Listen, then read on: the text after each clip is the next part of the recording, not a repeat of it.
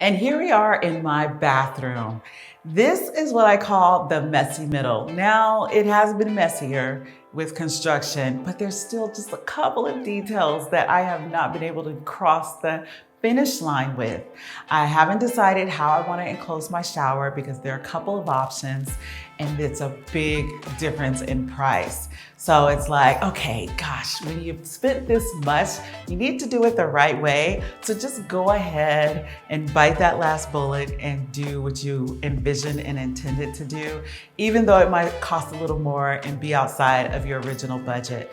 Maybe you just save and wait a little longer until you're ready for that. Anybody else been there? It happens to the best of us.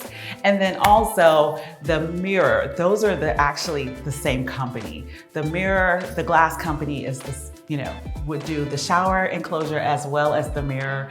And I'm going back and forth between a really contemporary mirror that is backlit or keeping these fixtures that I love and that works really, really well with my chandelier. So I'm just torn and overwhelmed. I mean, client work usually comes first when it comes to design. So leaving some of my decisions till later, it's not killing me. I can still really enjoy this beautiful, beautiful bathroom, even though I have 2 construction items to handle and then a couple of decor design items like the window treatment here and what art goes there. Nevertheless, the messy middle for me at the moment is wrapping up this bathroom so that it can be checked off the list.